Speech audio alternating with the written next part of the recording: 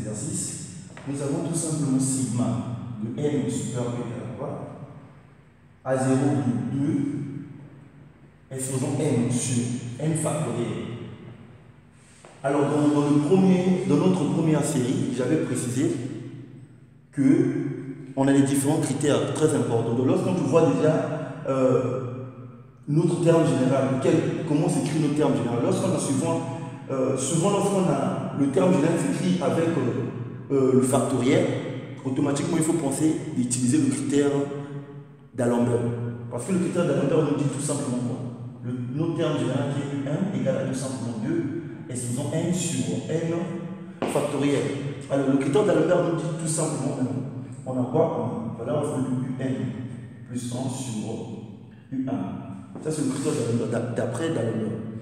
Alors lorsqu'on calcule cette limite, on calcule cette limite, si ça donne, par exemple, on prend n.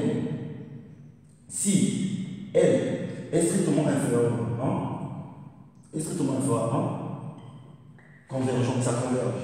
Si n est strictement supérieur à 1, ça diverge. Et si n est égal à 1, on ne peut rien conclure. Ça, c'est d'après le critère d'Alembert. Alors, dans notre série, c'est le critère d'Alembert que nous allons utiliser. Alors, on commence à identifier. On a un égale à 2 exposant n sur n factoriel. Donc, on aura quoi?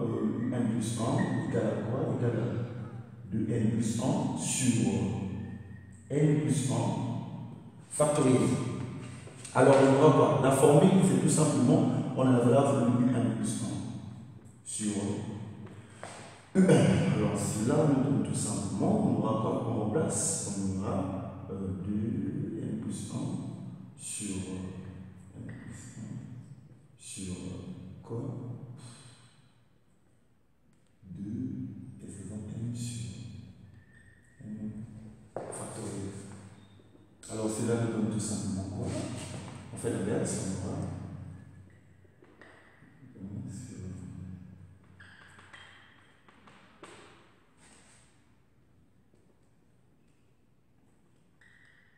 ok, on a ça. Alors, ça déjà nous donne quoi? Avec, je rappelle, je fais ça un peu au bouillon pour que vous puissiez comprendre. Avec 2 exposant n plus 1, ça peut s'écrire sous cette forme. On a 2 exposant n fois 2. Parce que c'est A exposant n plus n. Donc ça peut s'écrire sous cette forme. Alors déjà, ça va nous permettre de simplifier avec le 2 exposant n. Avec ça. Alors, dans ce côté aussi, là, déjà, on a n plus 1 factoriel. Ça peut s'écrire sous cette forme. N plus 1, ça peut s'écrire sous cette forme. N plus 1 fois n factoriel, qui va nous permettre de simplifier avec le n factoriel qui est ici. Donc ça, c'est ce qu'il faut retenir. Alors, qu'est-ce qu'on aura? Ça et ça, on va simplifier ça avec ça. Ça aussi avec ça. Donc ça veut dire qu'on aura tout simplement la valeur absolue de 2. On aura tout simplement quoi? Il va rester ici 2 comme pour le numérateur parce que ça sera simplifié. Ici il va rester 2 sur quoi? Il va rester 2 sur n plus 1. Alors là on peut calculer la limite. La limite de n quand tout en vert. Plus infini, la valeur absolue. Déjà ça donne quoi? Ici, la valeur absolue de quoi? De 2 sur n plus 1. Ça donne quoi? Déjà, c'est réel sur l'infini. Lorsqu'on remplace ici par l'infini, ça donne réel sur l'infini qui donne tout simplement 0, qui est différent de 1. Convergente. Alors, d'après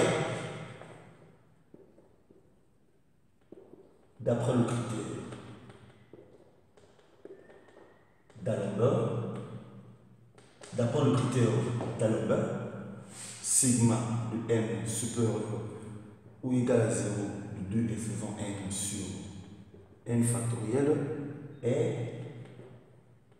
convergente. On passe notre troisième exercice. On a troisièmement sigma de n supérieur ou égal à 0 de n est faisant n de n factoriel. On aura déjà nous voyons notre deuxième série aussi, notre troisième exercice aussi. C'est écrit, on a le factoriel qui est là. Ça veut dire qu'on va toujours utiliser le critère d'Alembert, on va passer par Alembert, parce que un n'est autre égal à n est faisant n sur n factoriel. Donc, c'est qu'on traîne au moins. Un plus 1, c'est égal à quoi? N plus 1 est faisant n plus 1 sur n plus 1 factoriel. Alors, on va là U1 plus 1 sur U1 égal à tout simplement factoriel. Un plus 1, c'est ça qu'on remplace. 1 est faisant n plus 1 sur U1 qui est là, on remplace n sur n factoriel. Alors, et en plus, j'ai oublié quelque chose là. Excusez-moi. U1 plus 1, c'est n plus 1 faisant n. 1 sur n plus 1 factoriel. Donc ça donne quoi? On a n plus 1 s faisant n plus 1 sur on a n plus 1 factoriel. On fait l'inverse.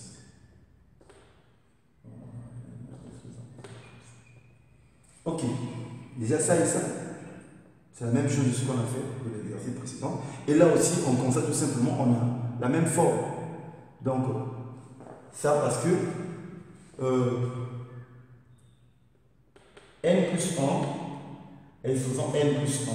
Ça peut s'écrire sous cette forme.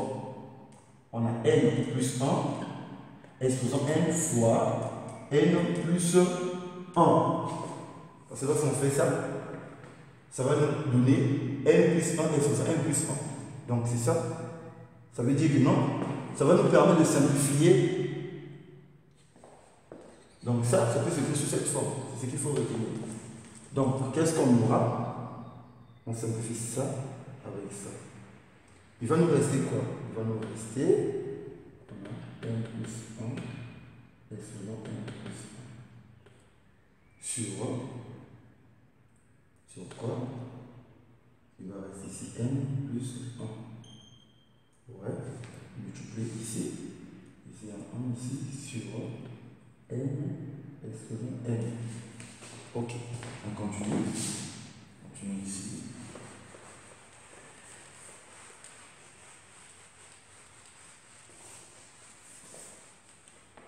Alors, qu'est-ce qu'on aura là-bas? Qu'est-ce qu'on va avoir ici? Ok, on a n.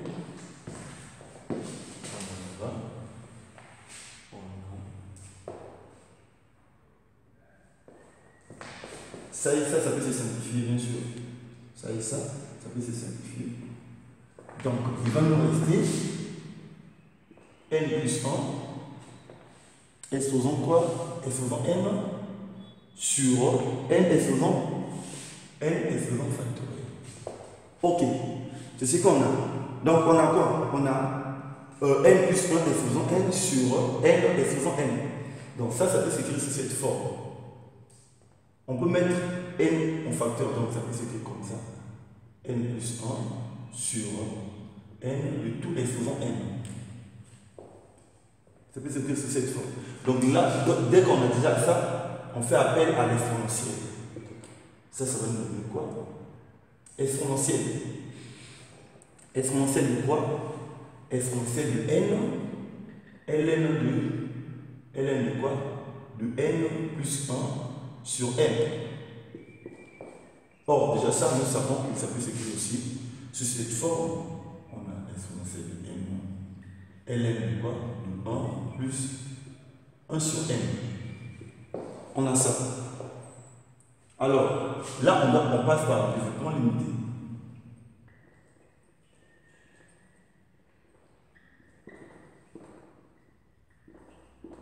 On remplace le document limité au voisinage. Au voisinage du 0. Alors 2. Alors 2. Lorsqu'on a ln de 1 plus x, ça nous donne quoi? Ça donne x moins x au carré sur 2 factoriel plus un élément négligeable devant x au carré. Notre première série, j'avais précisé comment est-ce qu'on peut trouver, j'avais donné même la formule de Taylor, comment trouver le développement limité de ln de 1 plus x. C'est pas seulement ça, beaucoup de noms, si tu maîtrises seulement la formule de Taylor, tu peux pour toi donner le développement limité de n'importe quel genre de type d'exercice qui peut se présenter devant toi. Donc, on remplace maintenant x par 1 sur n, parce que l'objectif ici, c'est de donner le développement limité de ln de 1 plus 1 sur n. Donc, on commence n, ln de 1 plus, on remplace 1 sur n. Ça nous donne quoi? On a 1 sur n moins. Ça va nous donner tout simplement quoi? On remplace x par 1 sur n qui va nous donner 2 sur. Ça va nous donner 1 sur 2 n au carré plus un élément de x au carré. Alors, on fait rentrer le n parce qu'il y a un n ici, on fait rentrer le n. Donc, n ln de 1 plus 1 sur n. Ça va nous donner quoi? Il va rester 1 parce que n va se simplifier. Moins 1 sur 2 n plus n élément négligeable de n. Ok, ça veut dire qu'est-ce qu'on constate tout simplement? On constate tout simplement que n ln de 1 plus 1 sur n tend vers 1 sur 2n. Or, déjà, nous savons aussi que 1 sur 2n est aussi une série de Riemann avec alpha égale. Donc,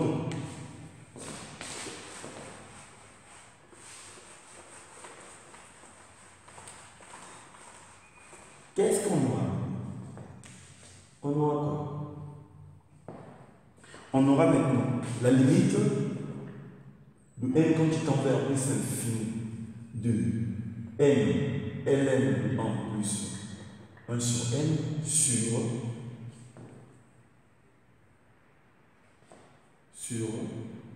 1 sur 2 n. Ça sera égal à quoi? À 1 qui est différent de 0, divergente. Qui est différent de 0, divergente. Alors, on remplace maintenant. On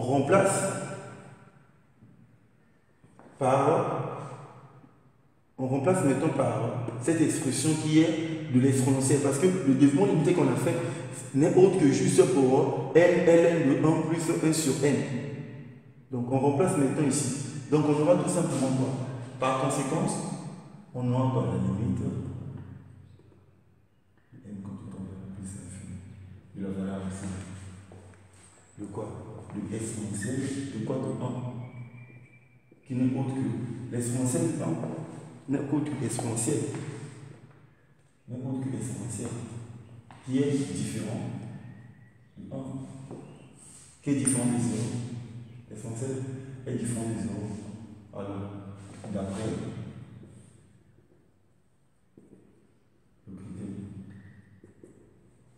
le critère d'Alembert,